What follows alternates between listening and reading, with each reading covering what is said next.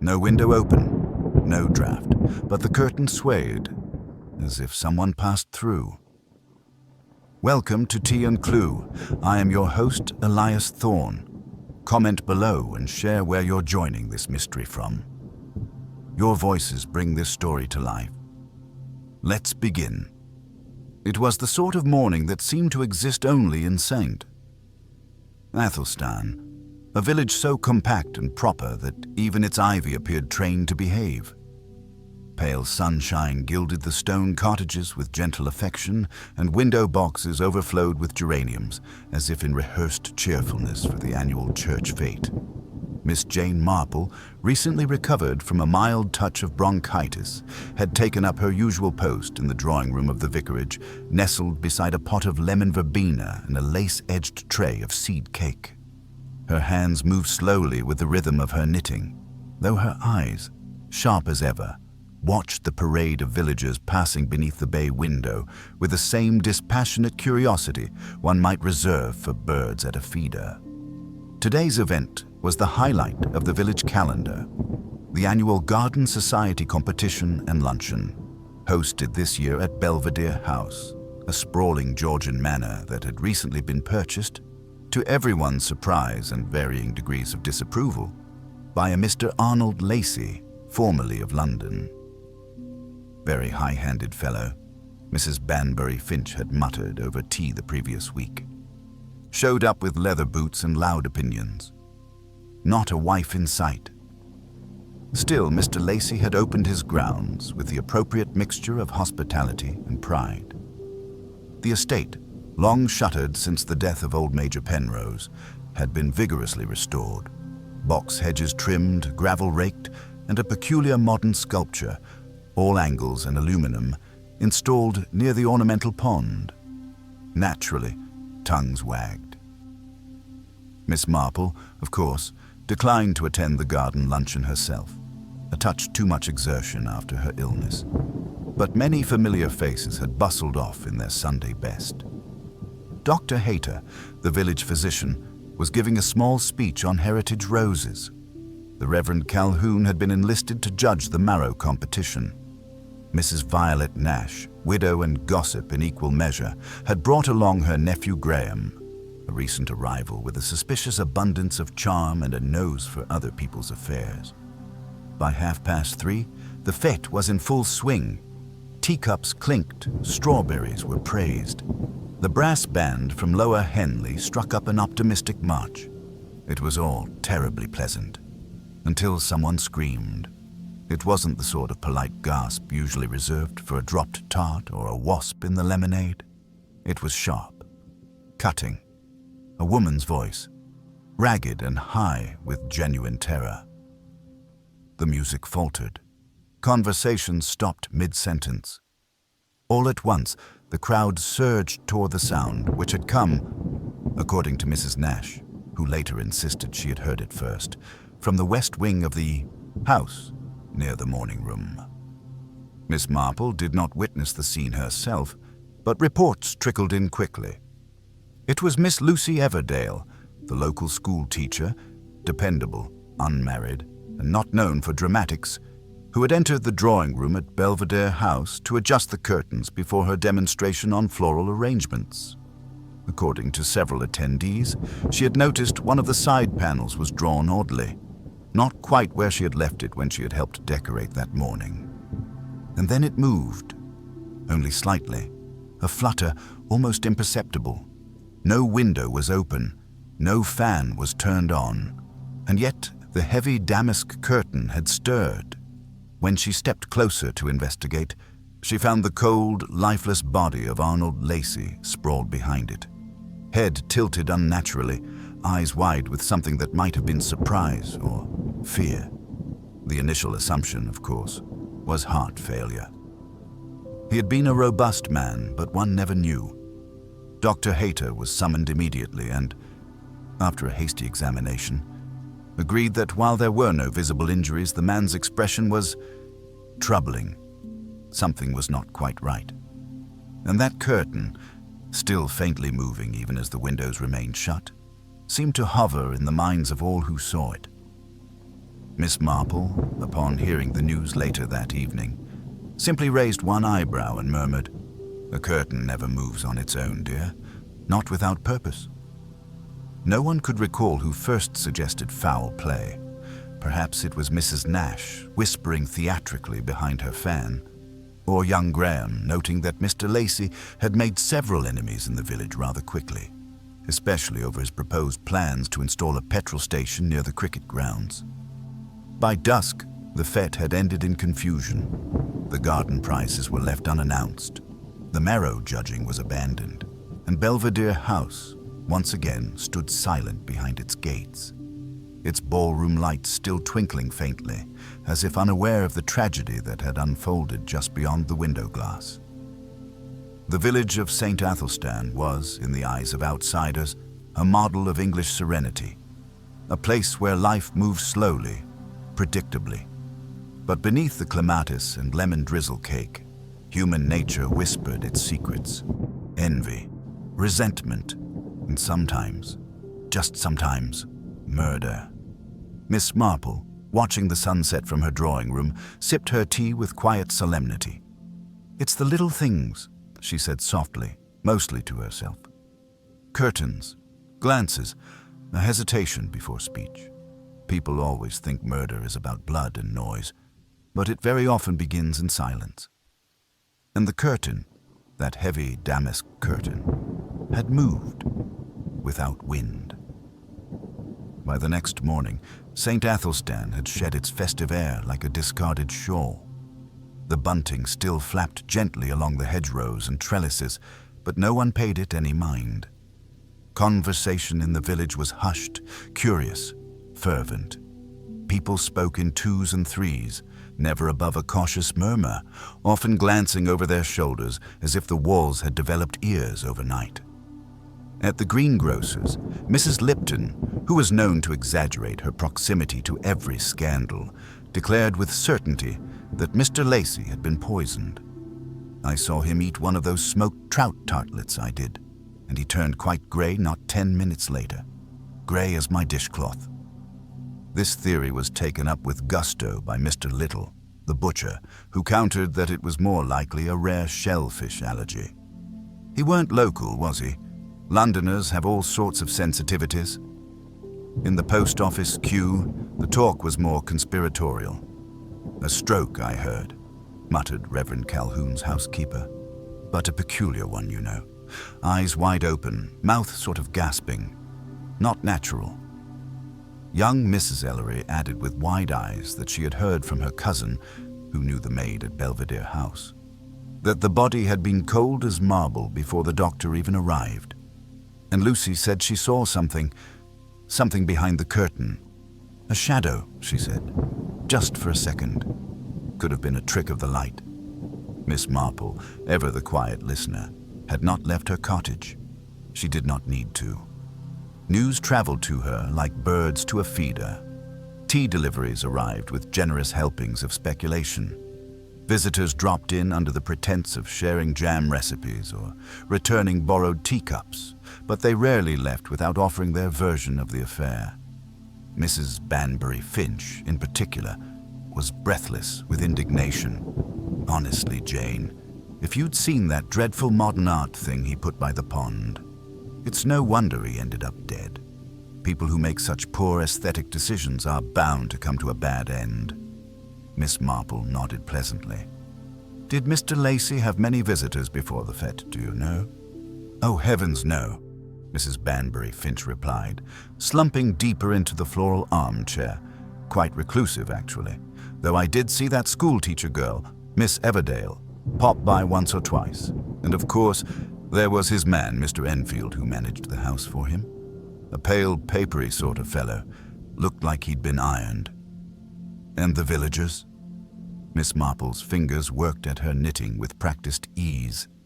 Did anyone take a particular dislike to Mr. Lacey? Well, Graham Nash certainly didn't. Practically attached himself to the man the moment he moved in.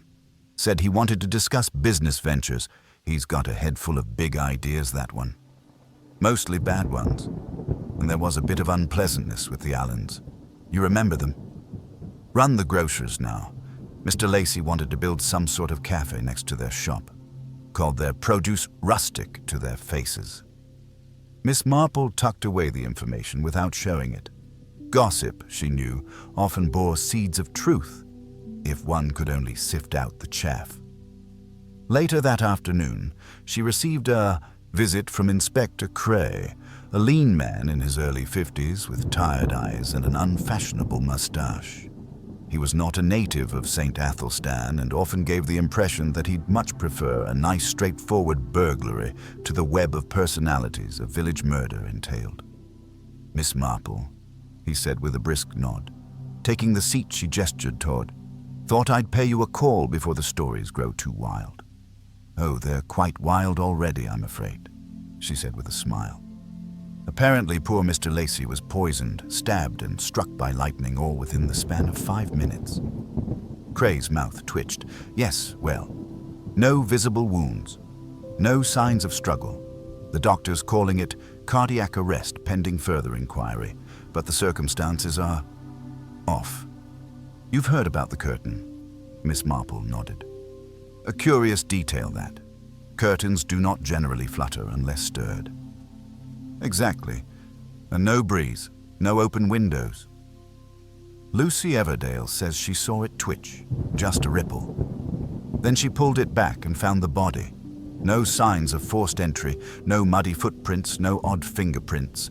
The household staff were all accounted for. Mr. Enfield said Lacey had been in the drawing room preparing notes for the speech he intended to give." "Was he a nervous speaker?" "Not according to Enfield. Said he relished attention." Miss Marple poured tea, offering him a slice of Madeira. Cray accepted, albeit awkwardly. "Anything else unusual?" she asked gently. Cray sighed. "We did find a torn piece of paper in the fireplace. Couldn't make much of it, mostly scorched. Just the corner of what looked like a letterhead. G&M Investments. Ring any bells?" Miss Marple's eyes narrowed almost imperceptibly. "I believe Graham Nash mentioned working with a firm of that name. Though, perhaps I misheard. He does like to talk of things he hasn't quite achieved yet." Cray jotted a note in his little black book. He was quite present at the scene. Bit too present, but charming. Too charming. Miss Marple mused. "And Lucy? How did she seem afterward?" "Shaken," Cray admitted, "but steady. Said she noticed the curtain first because she'd tied it back herself earlier that day and it was half loose, as if someone had pulled it forward again. She thought perhaps someone was hiding behind it." Miss Marple's face softened. "She must have been terrified."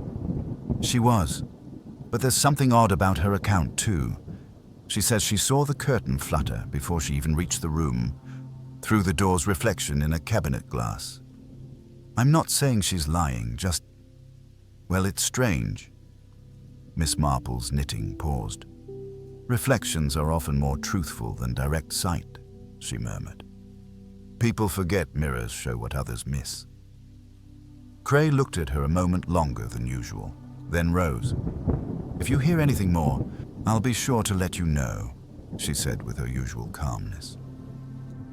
After he left, Miss Marple sat for a long while, her needles quiet in her lap. The village was abuzz, yes, but there was an undercurrent to the chatter. A defensiveness, a certain tightness in the way names were spoken. Mr. Lacey had not been loved. That much was certain. But hatred in St. Athelstan, Miss Marple knew, did not always declare itself in raised voices or slammed doors. Sometimes it rustled like a curtain. She rose, walked to her writing desk, and began a list of names. Graham Nash, Lucy Everdale, Mr. Enfield, the Allens, Mrs. Banbury Finch, and a blank space for the one who hadn't yet been mentioned, but whom, Miss Marple felt certain, was watching the village just as quietly as she was, waiting and perhaps planning. Shadows, after all, did not need wind to move, only intent. By the following morning, the mood in St. Athelstan had shifted once more, not so much softened as thickened, like cream left to sit too long in the sun. The buzz of gossip continued, yes, but with a subtle wariness. The novelty of tragedy was giving way to something colder, more personal. People had stopped merely speculating about the death of Mr. Arnold Lacey. They had begun, quite naturally, to protect themselves. Miss Marple rose early and walked slowly to the churchyard, ostensibly to leave flowers at her cousin's grave. A respectable routine that allowed her to pass by Belvedere House and observe, without intrusion, the fluttering remnants of bunting still strung along the garden gates. A police car had been parked discreetly on the gravel drive since dawn, its presence meant to reassure but serving instead to underscore the quiet fear now prickling along hedgerows and garden fences. She paused for a moment near the lich gate and noted, with interest, a conversation occurring just beyond the house's front steps. Inspector Cray stood speaking to Mr. Enfield, the valet or steward or secretary, depending on who one asked, and Enfield's posture suggested a man reluctantly complying with duty rather than offering anything freely. Thin, dry, and severe-looking, he had the air of someone who had spent too much of his life among people he did not respect. Miss Marple did not linger, but she had already learned to observe while seeming to pass by, and what she saw in Mr. Enfield's stance, the way his hands folded protectively across his middle, the slight pull of his mouth when Cray asked a question, suggested something not quite truthful. Not guilt, perhaps, but fear, or worse, anticipation. Later that morning, Miss Marple had visitors, this time the more reluctant sort. Lucy Everdale came to return a teacup she had borrowed the week before.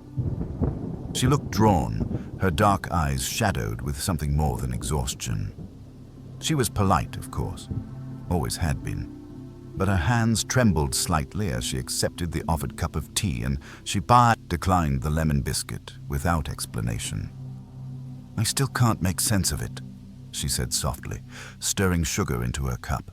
"One moment I was arranging the peonies, and the next—" She broke off, her mouth twisting. "It doesn't seem real." Miss Marple nodded gently, letting the silence bloom. Then, "You'd been to Belvedere House before, hadn't you?" Lucy looked up, startled. "Only once or twice. Mr. Lacey had asked me to advise him on some of the garden beds. He'd heard I'd worked with the Botanical Society in Bath before moving here. I thought he was rather kind, actually. A bit full of himself, but harmless." "Did he mention anyone he distrusted?" Lucy frowned. "He didn't say it, but I got the impression he didn't get on with Graham Nash. Something about business plans gone sour. Mr. Lacey had sharp opinions about people who didn't follow through. I think Graham had promised investors or partners or something, and none of it came through." Miss Marple folded her hands in her lap. "And on the day of the fete, did you see anyone near the drawing room before you entered?" Lucy hesitated. There were people milling about, of course. The caterers going in and out. "I think I saw Graham by the stairs. He looked flushed, a bit distracted. But then again, so did everyone." "And the curtain?" Lucy set down her cup. "It moved. I know that sounds silly, but I saw it. It was just a ripple. But there was no breeze, Miss Marple, and it wasn't just my imagination. I thought someone might be hiding behind it. I expected a prank even. But then," she exhaled, shuddering. "You did very well," Miss Marple said gently. "Better than many would, I suspect." Lucy's composure crumpled for a moment, and her voice lowered. "There was something else. I didn't tell the inspector. It seemed so unimportant at the time." Miss Marple waited. "When I walked into the room just before I saw the curtain move, I remember smelling something, a strange scent. Not perfume, something sharp, almost metallic. I didn't think about it until hours later." Miss Marple's expression did not change, but her mind sharpened like a pin-pricking silk. She thanked Lucy kindly and saw her to the gate, watching as she hurried off with the posture of someone desperate to forget what she could not. That afternoon, Miss Marple took a slow walk toward the village green, pausing now and then to admire begonias or note which houses had closed their curtains early, a sure sign of anxiety or whispered conversations. As she passed the market square, she encountered young Graham Nash leaning against the railing outside the bakery, speaking with exaggerated casualness to Mr. Allen from the grocer's. His voice was pitched just high enough to carry. "All I'm saying," Graham said with a laugh that didn't quite reach his eyes, "is that when a man dies without a will, things get complicated. You'd think someone like Lacey would have sorted that out. All that property, that land. Surely someone stands to gain." He caught sight of Miss Marple and offered a too wide smile. "Ah, Miss Marple, you heard the latest, I suppose." She blinked innocently. "Latest what, dear?" "That the police think it may have been natural causes after all. Old ticker, stress, who knows. Bit anticlimactic, really. Poor man." Miss Marple said lightly. "Strange, isn't it? That someone should die so suddenly, so publicly, and yet leave behind so little that's clear." He looked at her, something briefly flickering behind his eyes. "Well, the world's full of mysteries, isn't it?" She nodded. "It is indeed. But not all of them stay mysterious for long." That night, back in her cottage, Miss Marple penned a few more notes in her diary. She had gathered several threads already. The burnt corner of a business letter, a curtain that moved, a scent, metallic. And now, murmurs of inheritance, of unresolved money matters, of ambition cloaked in charm. She thought of Mr. Enfield's cold detachment, of Graham's eagerness, of Lucy's hesitance. And then she thought of something even smaller, the sculpture. No one had mentioned it since the fete, and yet it had been the object of so much ridicule. Strange how, in the excitement of death, such an oddity had vanished from conversation. And yet, hadn't Mrs. Banbury Finch said it stood near the ornamental pond? And hadn't she described it as hollow?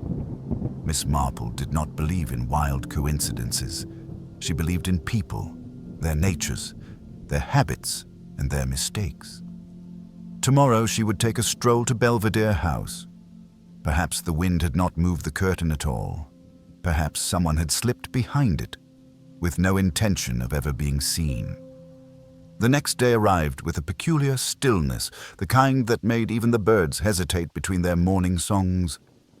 Miss Marple tied on her straw hat with deliberate care and set out toward Belvedere House under the pretext of delivering a get-well card from Mr. Enfield, a harmless courtesy no one could object to. It was early, before the village fully stirred, and the gravel path to the estate crunched softly beneath her shoes. The gate stood ajar. No one stopped her. A constable milled about near the side terrace, more interested in a crossword puzzle than the faint figure of Miss Marple strolling along the garden path. She paused near the ornamental pond, pretending to admire the way the morning light played upon its surface. There it was, the sculpture.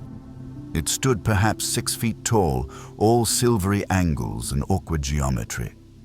A jarring modernist intrusion amidst the neat English garden. Mrs. Banbury Finch had not exaggerated. It looked entirely out of place, as though it had dropped from another world and landed with indifference among the roses. Miss Marple approached it slowly, taking in every detail. The base was a square frame, hollow beneath, with a faint metallic door on one side. She knelt with some difficulty and ran a hand lightly across its surface. There were scratches, faint ones, and what might have been, if one looked very closely, the oily smudge of a palm. She straightened, her joints protesting, and just then caught the low sound of approaching footsteps. It was Mr. Enfield. He looked no less severe in daylight, pale-faced, clean-shaven, dressed in his habitual dark suit that seemed too formal even for morning. He did not appear startled to see her, only puzzled. "Miss Marple?" he said curtly. "I wasn't aware we had visitors this morning." "Oh, I'm no visitor," she said lightly. "Just passing by with a bit of sunshine and sympathy. Thought you might like a card." He accepted it with a stiff nod, turning it in his hands as though it might conceal a second, less benevolent message. "Kind of you." They stood there for a moment, silence stretched, filled only by the distant flutter of bunting that no one had yet bothered to remove. "You must be very tired," Miss Marple said gently. "Managing everything on your own." Enfield hesitated. "I've managed the affairs of far more demanding men than Mr. Lacey." "I imagine so, and yet he seems to have trusted you. Did he ever mention any concerns about his safety or enemies?" His expression did not change. Mr. Lacey believed most people were either stupid or self-interested. He trusted only paper, contracts, clauses, signatures. People. Never. That's very sad. Enfield said nothing, but a twitch at his mouth, not quite a smile, passed over him.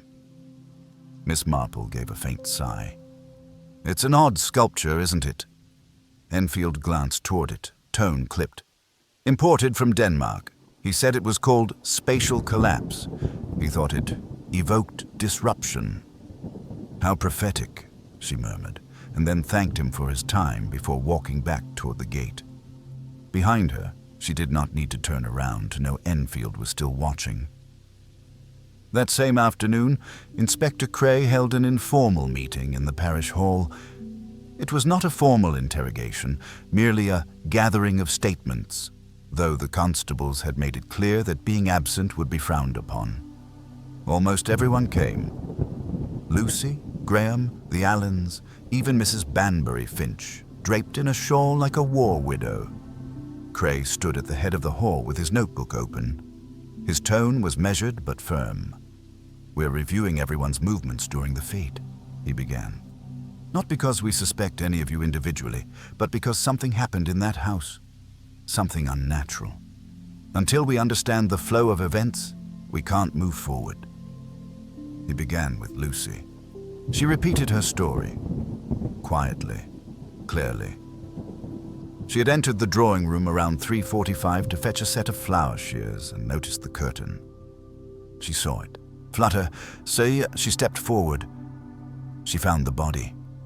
"You mentioned a scent," Cray said. "Yes," she nodded. "Metallic. Sharp. But only for a moment." "Anything else?"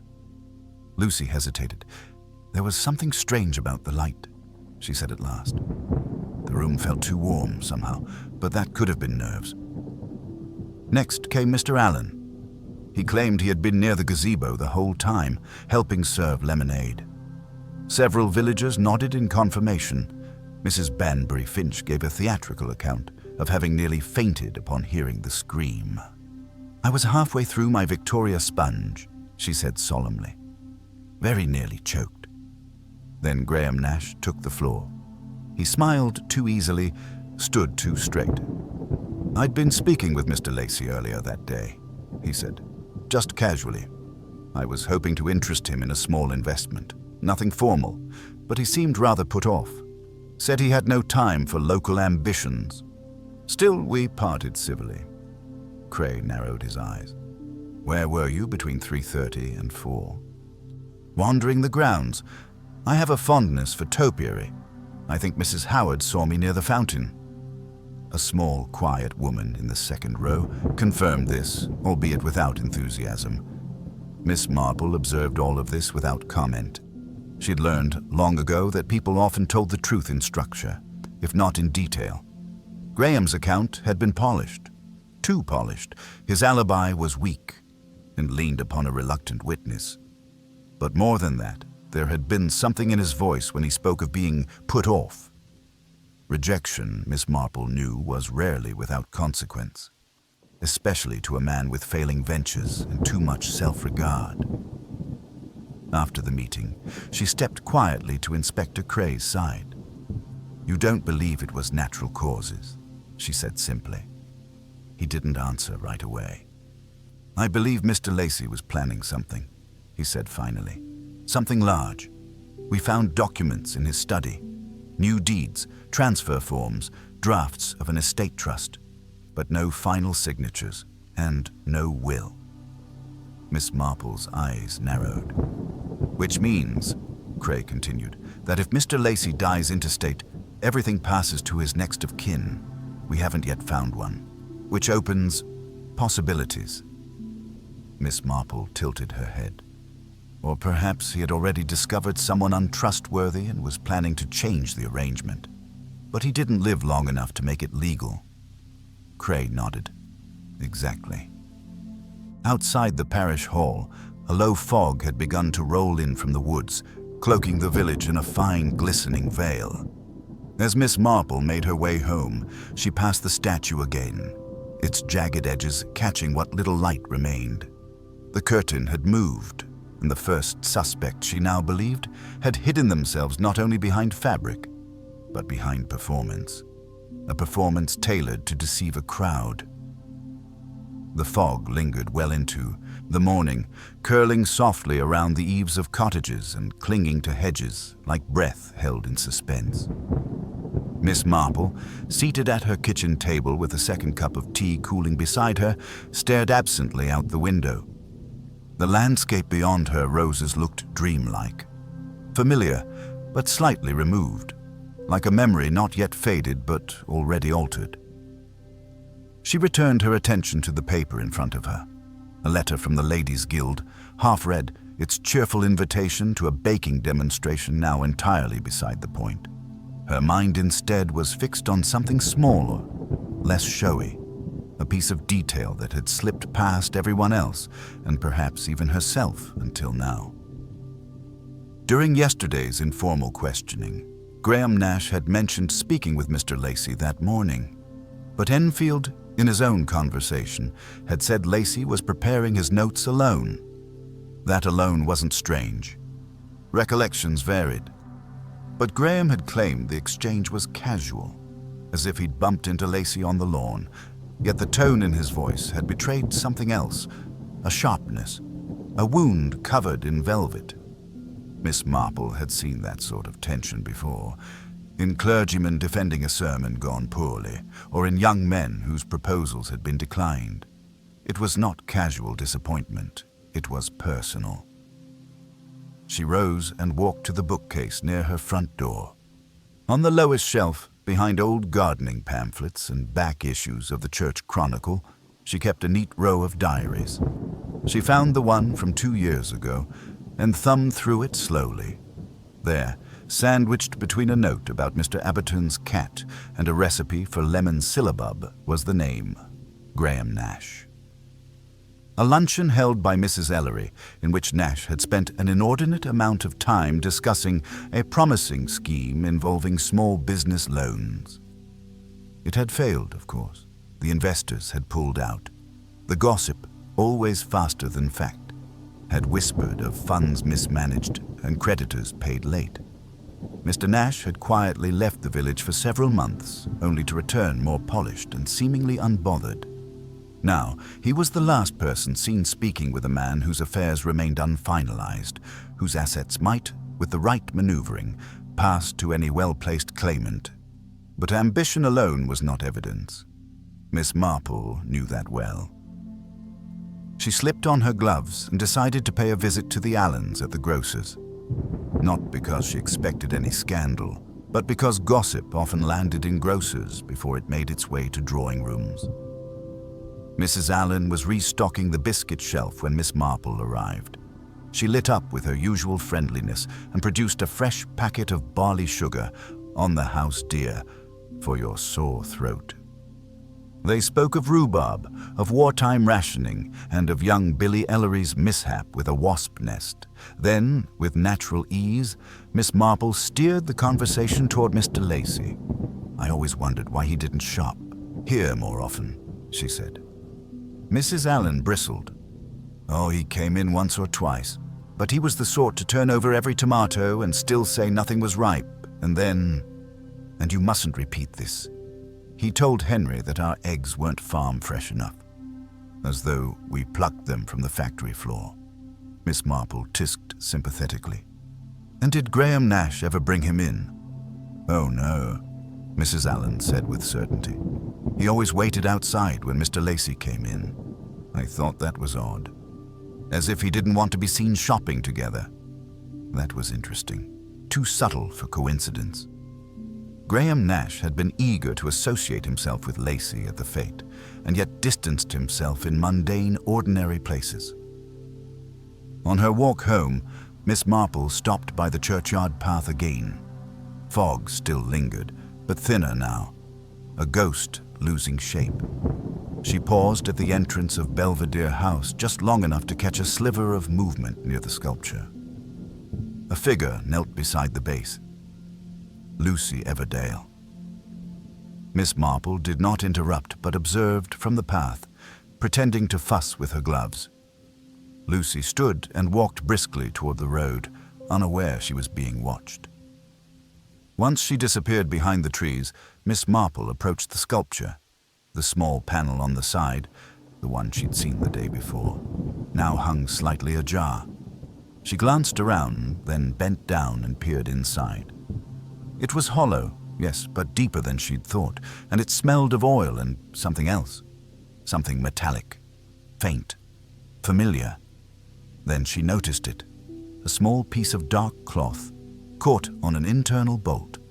It was no larger than a coin, but textured like suiting, dark wool, slightly coarse.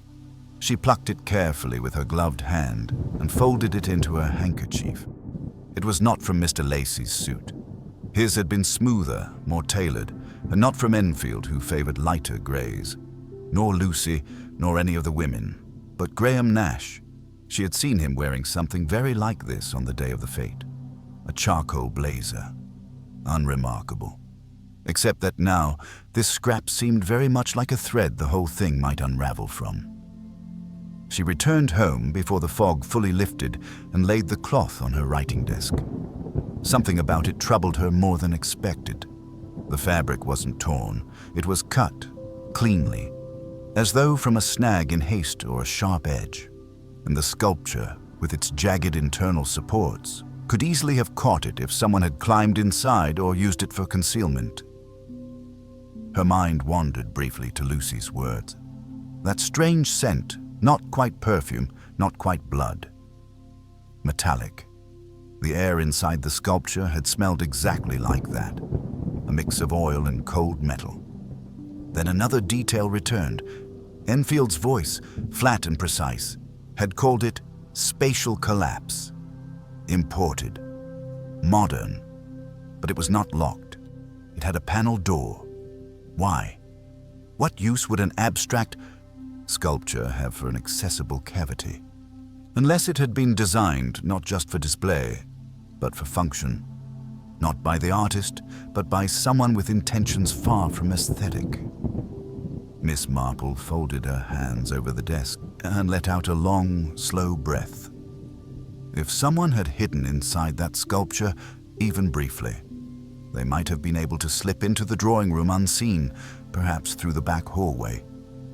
The curtain, half pulled, the sudden movement Lucy witnessed, the faint warmth she described in the room, and the absence of any trace of the scene itself. It was the perfect vantage point and the perfect alibi.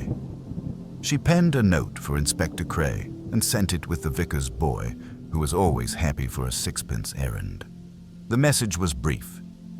I believe we've overlooked something important. Please meet me at the sculpture tomorrow at first light. J.M. And then she returned to her diary and added one more name to her growing list of suspects. Not with suspicion, but with caution, because she now understood that this was not merely about resentment or inheritance. This was a performance, and someone in the village had been rehearsing it for quite some time.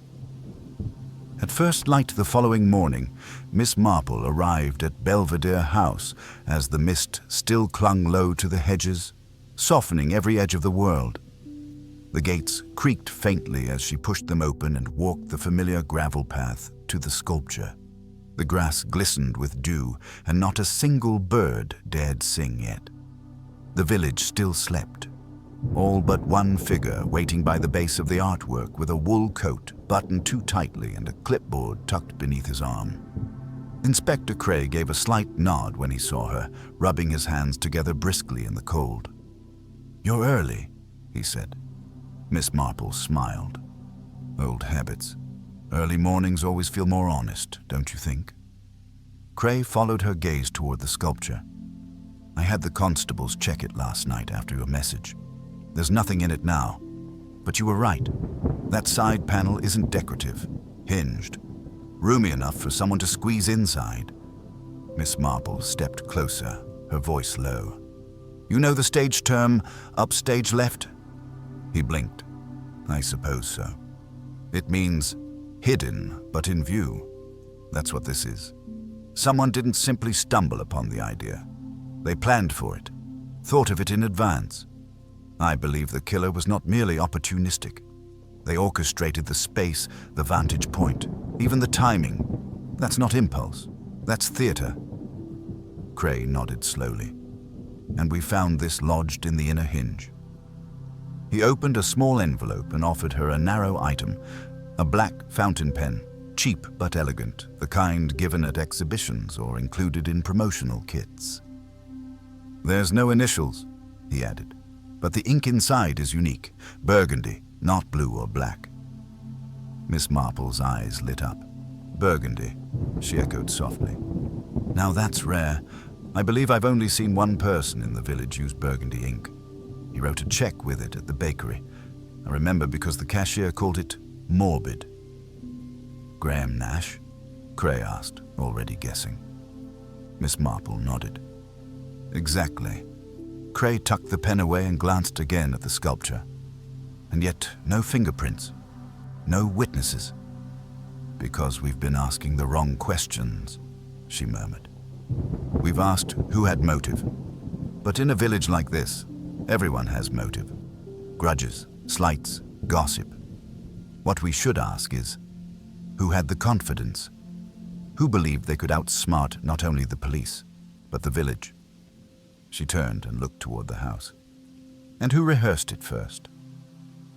Later that day, Miss Marple visited Lucy again. This time she found her at home, a modest stone cottage just off the common, where ivy crept up the chimney and a dog barked faintly in the distance. Lucy answered the door with ink-stained fingers and a red thread caught in her sleeve. I hope I'm not intruding, Miss Marple said sweetly. I thought you might like some company. It's such a heavy time. Lucy nodded and stepped aside. The interior smelled of old paper and tea. Books were stacked beside the armchair. A sewing kit lay open on the table. I've been trying to keep busy, she said, gesturing vaguely at the chaos. But it's all just noise now. I haven't been able to sleep. Miss Marple set down a small tin of shortbread and lowered herself into the chair. You were very brave, she said softly. Finding him, I mean. It's no small thing. Lucy looked away. Doesn't feel like bravery. It feels like something I'll never unsee. They sat in silence for a moment before Miss Marple said, You told me something else too. About a scent, metallic, almost chemical. Lucy nodded. And the light, Miss Marple continued. You said it felt wrong, warmer than expected. Yes, Miss Marple tilted her head. Do you think that feeling was the room itself? Or the result of something you knew before you entered? Lucy frowned. I don't understand. Did you know someone was inside the room already? Lucy went very still. There was a long, aching silence, broken only by the distant clink of a kettle settling on its base. Then Lucy said, in a whisper, I saw the curtain move before I stepped into the room. I remember. But I didn't just see it ripple, she said slowly.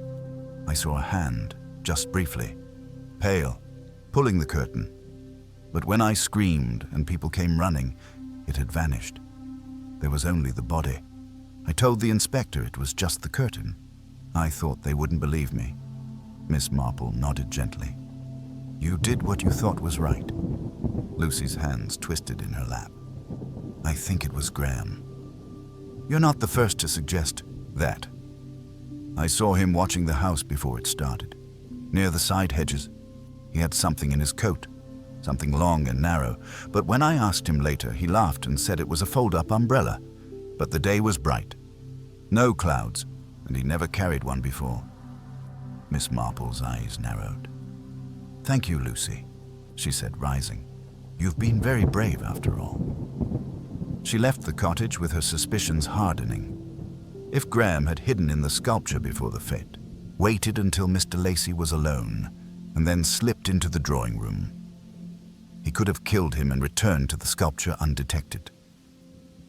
The curtain movement Lucy saw, the warmth, the strange scent, they were all trace evidence. Not forensic, perhaps, but human. The question was, how had he killed him? Later that afternoon, Cray returned to Belvedere House with 2 constables and a locksmith. Behind the drawing room curtain, they removed a panel in the wainscoting Miss Marple had quietly suggested they investigate. Inside was a small heating vent, old, disused, but open, and caught in the grate, nearly invisible unless one knew to look, was a narrow rubber tube, snipped at one end. "Chloroethane," Cray said grimly when the lab report came through. "Inhalation can cause cardiac arrest. It evaporates quickly, leaves little trace unless you know to test for it. And a small, steady release," Miss Marple added, "would explain the scent Lucy noticed." The curtain concealed the source, just long enough for the room to fill. He gassed him. "Exactly," she said quietly. While watching from the sculpture, it was silent, untraceable. He waited until Mr. Lacey slumped, then entered, checked, pulled the curtain, perhaps to retrieve the tube, and slipped back before anyone saw. All he needed was timing and confidence. Cray sighed. Then why do it there? Why during a public fete? Miss Marple's eyes twinkled faintly. Because it gave him the perfect alibi. Because everyone would be distracted. Because everyone would see him after the fact, laughing, sipping lemonade, judging Marot's. And because it meant no one would suspect a thing. She folded her hands. But he made one mistake. "What's that?" Miss Marple's smile was faint, sad. He underestimated the curtain. Cray gave the order to bring Graham Nash in before dusk. Miss Marple returned to her cottage with the smell of cut grass lingering in the air. She passed Lucy's window, where a lamp now glowed against the grey. Inside, the kettle whistled. Outside, the village finally exhaled. And in the space where fog once hung, the truth had begun, at last, to clear. The news of Graham Nash's arrest moved through the village, not with the frenzy of gossip, but the hush of confirmation. It seemed to many that they had known somehow, even if they hadn't allowed themselves to say it aloud. His charm, they agreed in retrospect, had always been just a bit too rehearsed. His easy smile, the way he deferred politely, had always held the faintest trace of performance. At the bakery, they whispered about the burgundy ink. At the post office, someone recalled a strange chemical smell on Graham's jacket once, brushed off as engine oil. Even Mrs. Banbury Finch, who had once loudly declared him a breath of fresh air, now declared just as loudly that she had never trusted him. Miss Marple, however, remained quiet. She had heard enough verdicts delivered by ordinary people who preferred the neatness of an ending over the mess of lingering truths. And something about Graham's arrest did not feel complete. She had watched Inspector Cray question him, had seen the measured indignation in Graham's voice, the subtle slide of his words, too carefully chosen, as if built not to shield guilt, but to avoid a trap he knew was coming. That night, long after dusk, a soft knock came at Miss Marple's door. She opened it to find Mr. Enfield standing on the step, his dark coat buttoned high, his face pale but composed. "I need to speak with you," he said. She stepped aside without a word, ushering him toward the warmth of the sitting room where the fire still burned low and the scent of lavender hung faint in the air. "I've told the police everything I know," Enfield said after a pause. "But it seems that what I didn't say has become more important." Miss Marple offered him tea. He refused with a slight shake of the head. "I saw Graham Nash leave the garden during the fete," Enfield continued. "Around 3:15. He was walking toward the side hedge, looking furtive. I assumed he was trying to avoid Lacey. They'd had words that morning. But then, a little later, I saw Lucy. She was near the side of the house as well, standing by the pond. She was holding something. Miss Marple's eyes narrowed. What sort of something? A roll of fabric, wrapped tight. She tucked it beneath the bench when she saw me watching. There was silence between them. "You didn't think to mention this before?" Miss Marple asked quietly. Number, I told myself it was nothing. I wanted to believe it was nothing. I like Lucy. Everyone does. Miss Marple nodded slowly, her mind unfolding the implications. After he left, she sat for some time in the glow of the fire. The facts had seemed so clear.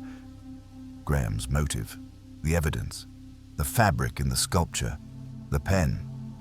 But if Lucy had been seen holding something suspicious, and if Enfield had hesitated to share it, then perhaps Graham had not been acting alone.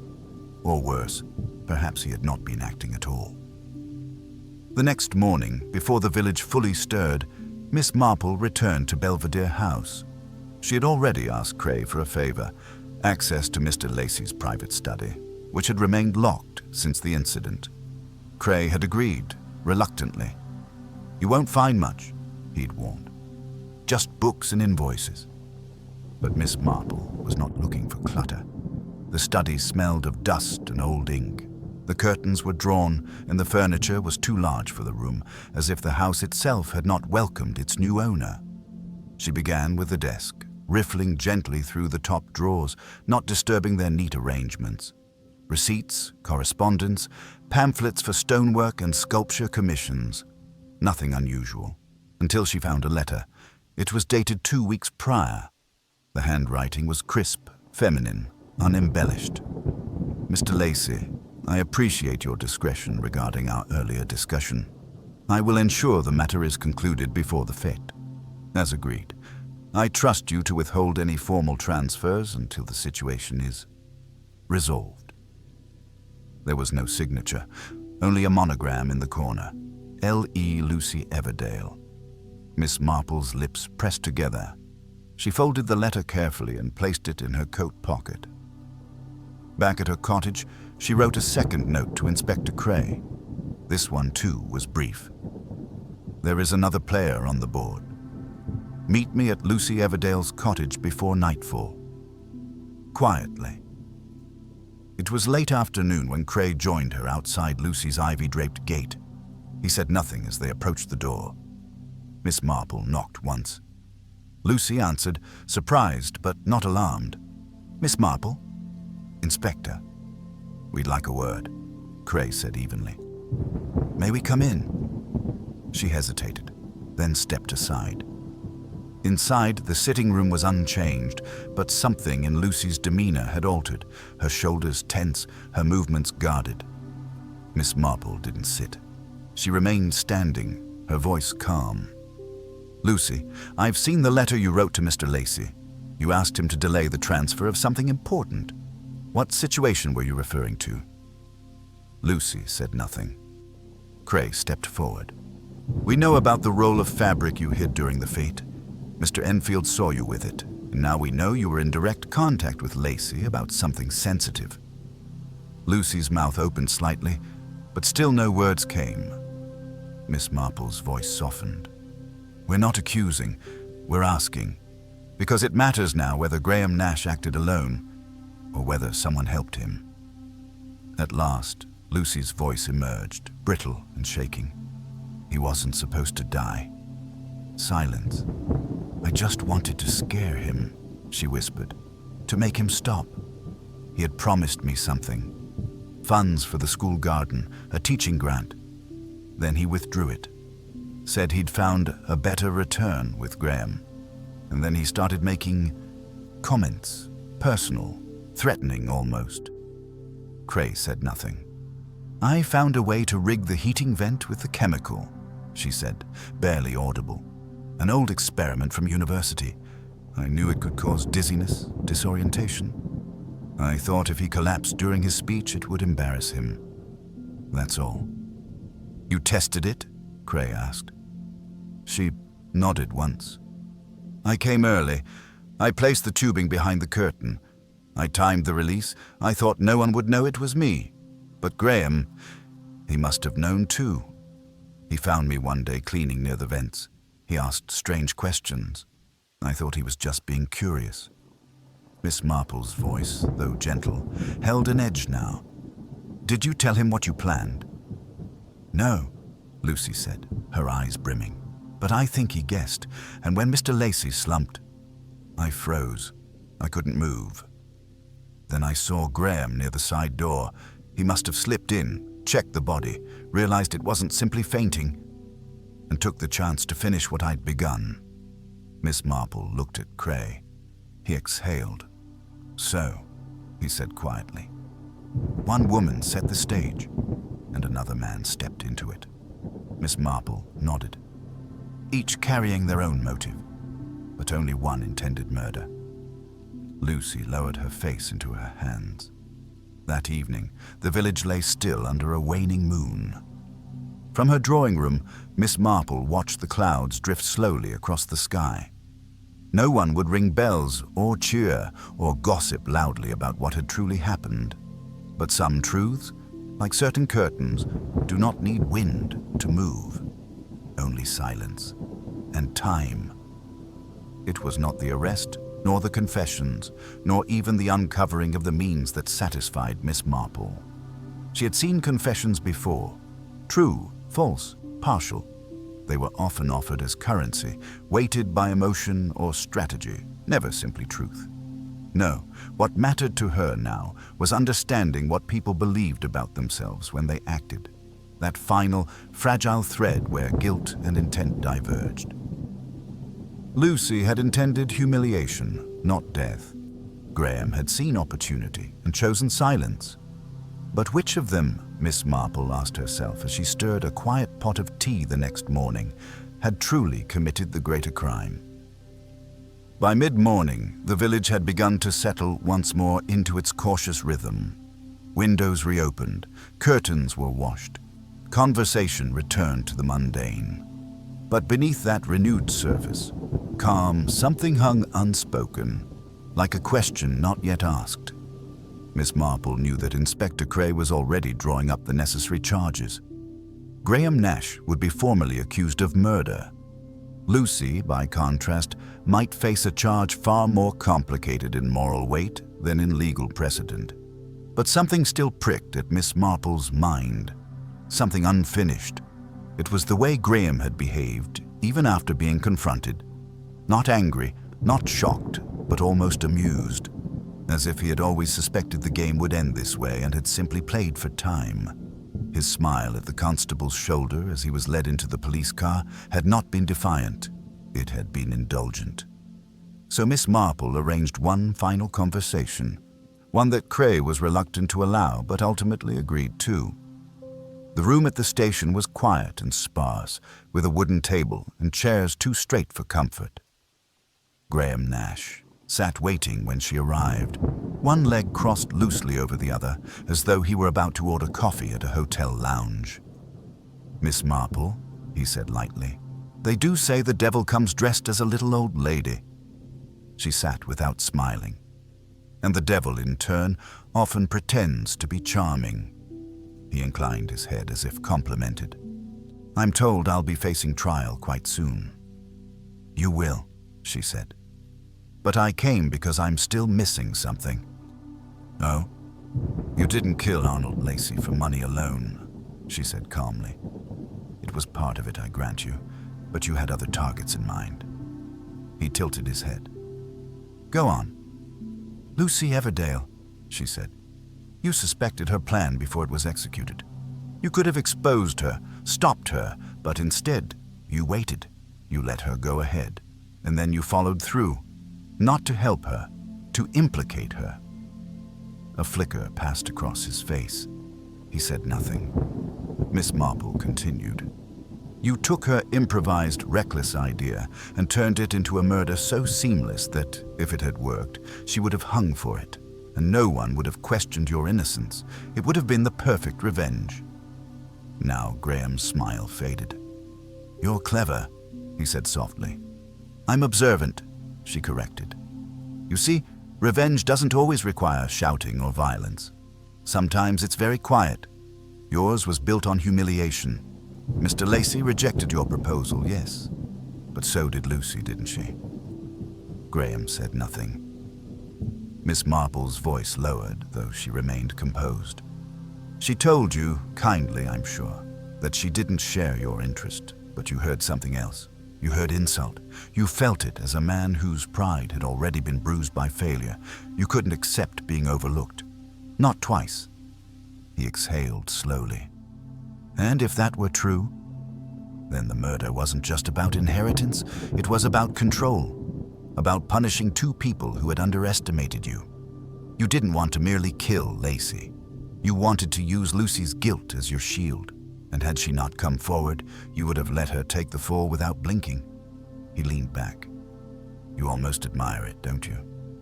She looked at him then, steady, sorrowful. I pity it. He turned his face away. The performance faltered, if only briefly. She rose. One last question, Mr. Nash. He didn't speak. You wore gloves the day of the fete, even when it was warm. Why? His eyes returned to her, dark now, quiet. You already know, he said. She nodded. I do. You didn't want to leave fingerprints on the pen you planted inside the sculpture. The same pen we found inked with burgundy, a flourish you couldn't resist. You wanted it found. You wanted suspicion to feel earned. She stepped back. You made one mistake. You relied on people seeing only what you left behind. But some of us are still watching after the curtain falls.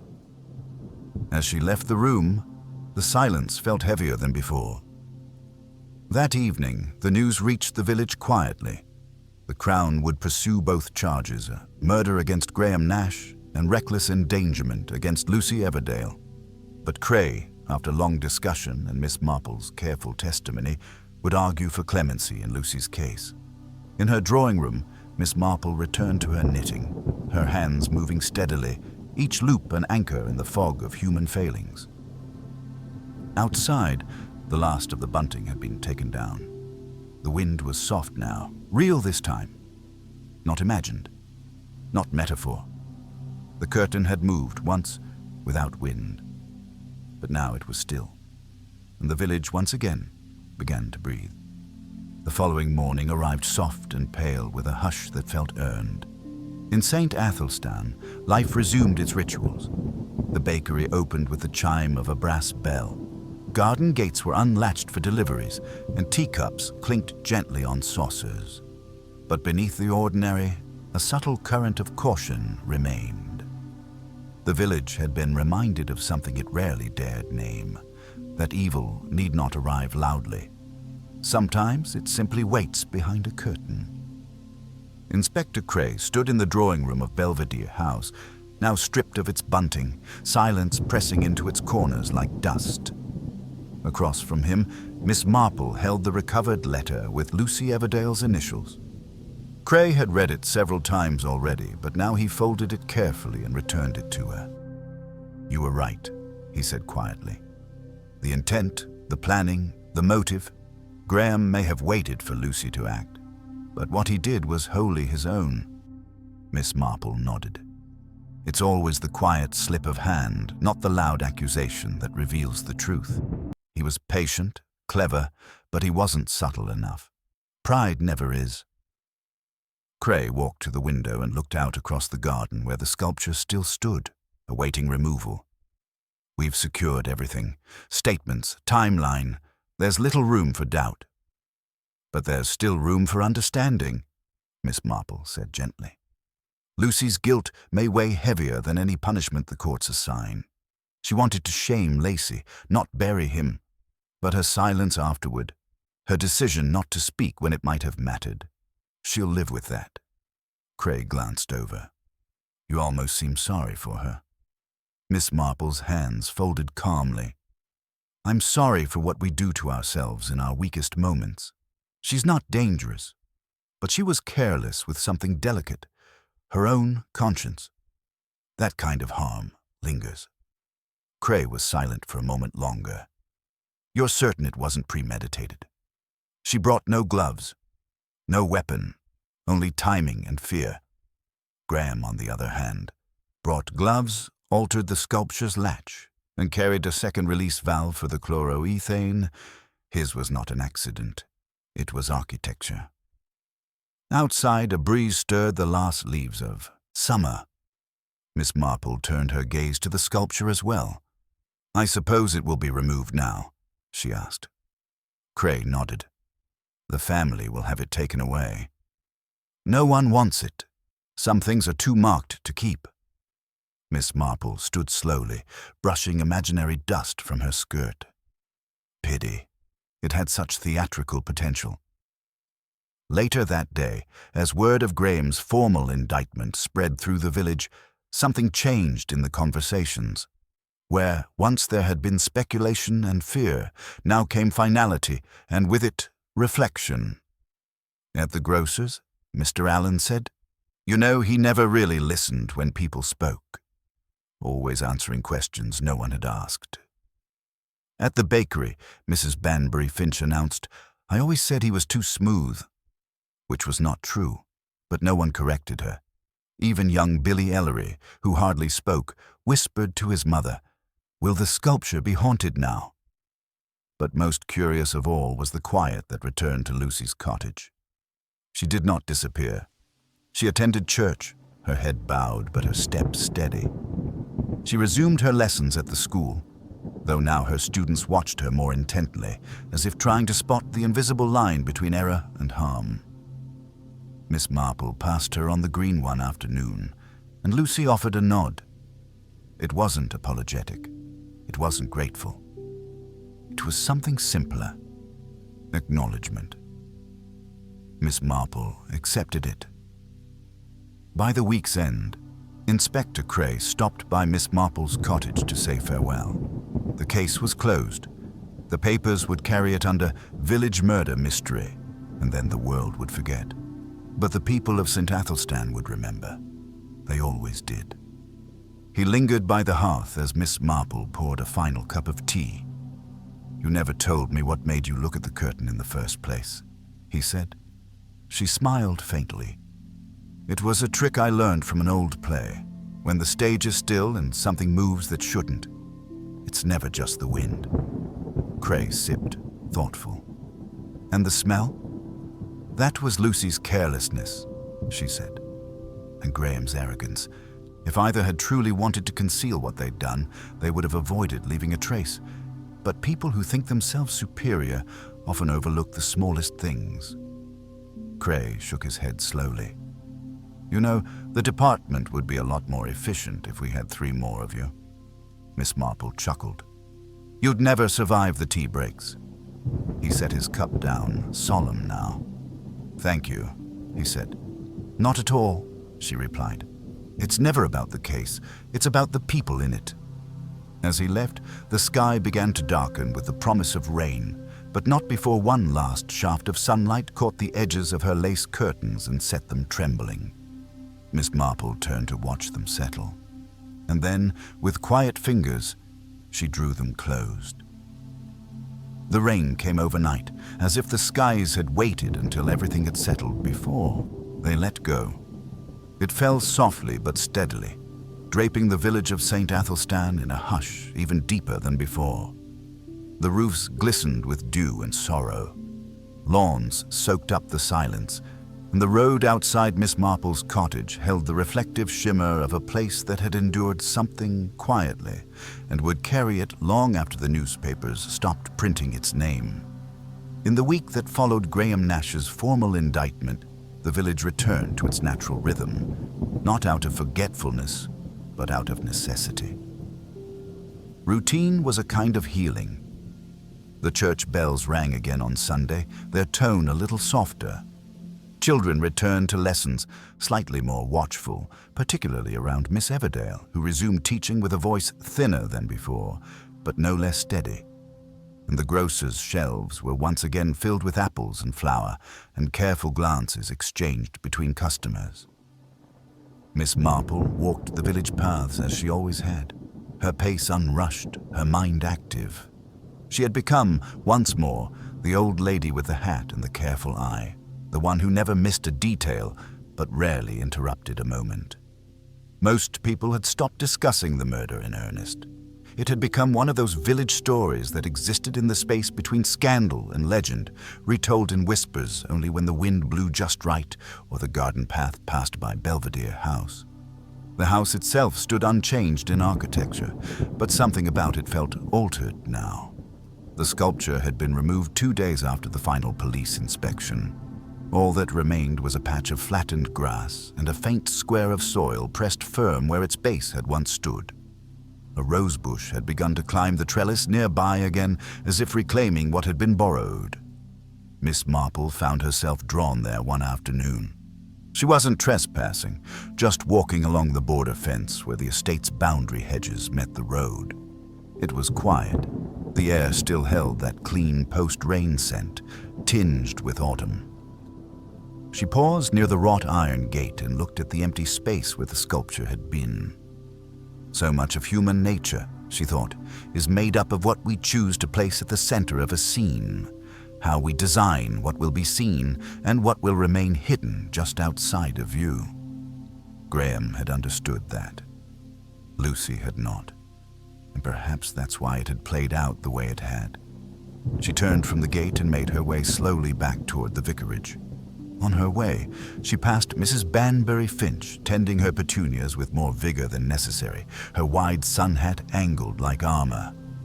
"Terrible thing," the woman said without prompting. "Still can't believe someone from here could do such a thing. You hear about murders in London, Manchester even, but not here." Miss Marple gave a polite nod. "I suppose it's over now," Mrs. Banbury Finch added. "The police have all gone, haven't they?" "For now," Miss Marple replied. Mrs. Banbury Finch sniffed. "Well, I'll say one thing. That sculpture was ghastly. I told everyone it was inviting trouble, all those sharp angles and unnatural shapes.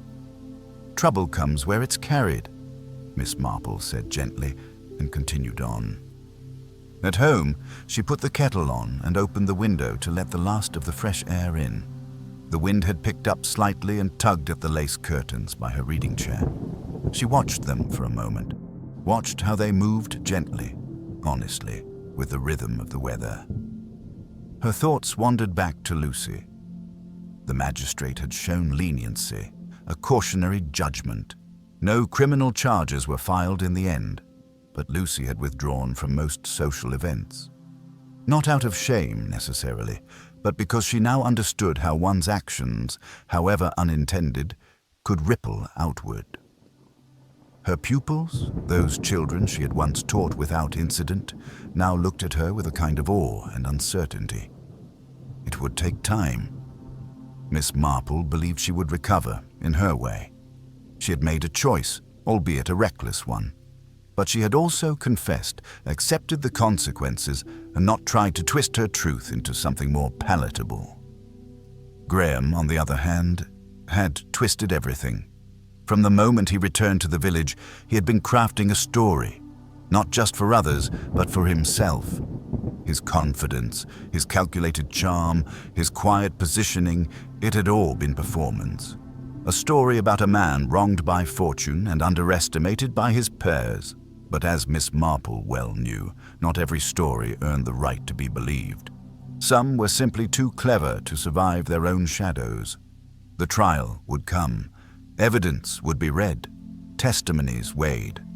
But in her heart, Miss Marple already knew how it would end. That evening, as twilight settled and the sky turned the color of faded violets, a letter arrived. No return address. Just her name, written in a tidy, almost feminine hand. Inside, the note was brief. "I didn't expect to be seen, but I suppose that was always your gift."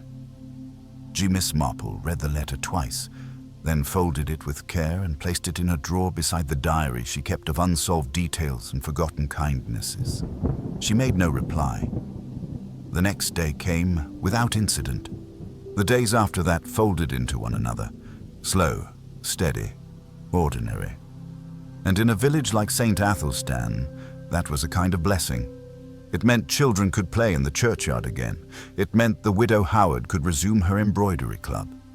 It meant that when a curtain moved in the window of a cottage, no one assumed it was hiding something. Miss Marple walked the green with her gloves tucked neatly under one arm and paused only once, beside the rose bush at Belvedere House, which had begun to bloom again. She reached out and touched a single petal just as a breeze stirred the leaves, and for once, when the curtain moved, it was only the wind. Now, generate the final section of the story, ensuring a satisfying resolution. Maintain the logical progression of clues and character arcs, delivering the final reveal smoothly while keeping the ending impactful and true to the detective style. Begin writing now. The summer drew to a close with an early chill in the air, and in the village of St. Athelstan, life folded back into its careful patterns like an heirloom quilt. The garden gates were painted for autumn, the harvest stalls appeared by the church wall, and the postmistress resumed humming as she sorted the morning letters. Outwardly, little had changed, but beneath the cobblestones and gossip, the memory of the curtain that moved without wind remained, quiet, unsettling, unforgettable. At her cottage, Miss Marple sat by the fire, a shawl around her shoulders and a book resting forgotten in her lap. She had spent the morning pulling up her sweet peas and trimming the overgrown privet, a welcome task after weeks of tension. But now, with twilight falling and the crackle of firewood soft in her ears, her thoughts turned inward, toward what had unfolded and what had been revealed. It was not the mechanics of the crime that lingered. Those had been resolved in their own time. Graham Nash had been formally charged, and though he pled not guilty, the evidence, carefully gathered by Inspector Cray, quietly encouraged by Miss Marple, had been impossible to refute.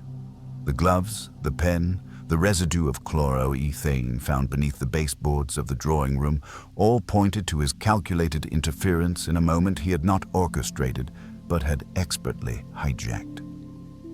Lucy Everdale's case had been reviewed separately. Her intent, as foolish as it had been, had not extended to murder. The court had chosen to spare her formal punishment, recognizing her cooperation and remorse. But in the village, she remained in a kind of exile, not one enforced by decree, but one of subtle distance. She still taught, still passed along the green, but there was a veil between her and the others now. A veil of discomfort, not condemnation. Miss Marple suspected it would lift in time. After all, villages forget in fragments. What struck Miss Marple most was not how easily the murder had been committed, but how easily it had been missed. It had taken no blood, no violence, no scream in the night. Just timing, just a curtain, just the assumption that nothing could be wrong in a room filled with sun and flowers. That was what haunted her, the silence of it. She had seen many crimes in her life. Some grand, some grotesque, some so stupid they barely deserved the name. But this one had been delicate, like a thread pulled through fabric without a single tear. And yet, it had unraveled 2 lives and reminded an entire village that stillness could hide danger. The next morning, she received a visit from Inspector Cray. He appeared without ceremony, hat in hand, his coat still speckled with the season's first drizzle. "I thought you might like to touch." "No," he said after she ushered him in and poured a modest cup of tea. "The court reached its verdict this morning." She nodded but did not interrupt. "Graham Nash has been sentenced to life. No parole for a minimum of 20 years. The judge called it a betrayal of proximity and trust." He stirred his tea without sugar, his eyes thoughtful. "It's rare we get a case so neatly concluded." "It wasn't neat," Miss Marple said softly. Cray looked up. "He nearly succeeded," she went on. Had Lucy said nothing, had the curtain not moved at precisely the moment she looked up, he might have disappeared into village legend. A sad young man overlooked by fortune. People would have mourned Lacey and said little more. Cray let out a long breath. "You're right. as usual. They sat in companionable silence for a moment. Outside, the rain had stopped, leaving the grass fresh and glistening. A sparrow fluttered beneath the hedge. He stood at last. "You know," he said at the door, "some of the young detectives in the department call you the quiet clock." Miss Marple raised an eyebrow. "Because you never make noise," he explained. "But everything runs on time once you've looked at it." She allowed herself a small smile. "Clocks don't solve crimes, Inspector. They simply remind people when it's time to stop pretending they haven't noticed something." He laughed and stepped out into the soft morning light. Miss Marple stood at the door a moment longer, watching as the fog drifted slowly across the common, brushing the rooftops like a veil being lifted. The curtain had moved, not by the wind, not by accident, but because something in the world had shifted, quietly, deliberately, and someone, somewhere, had noticed. She closed the door behind her and returned to her chair by the fire. And in that moment, St. Athelstan returned to peace. Not because nothing dangerous remained in the world, but because someone had been watching, and watching always was enough.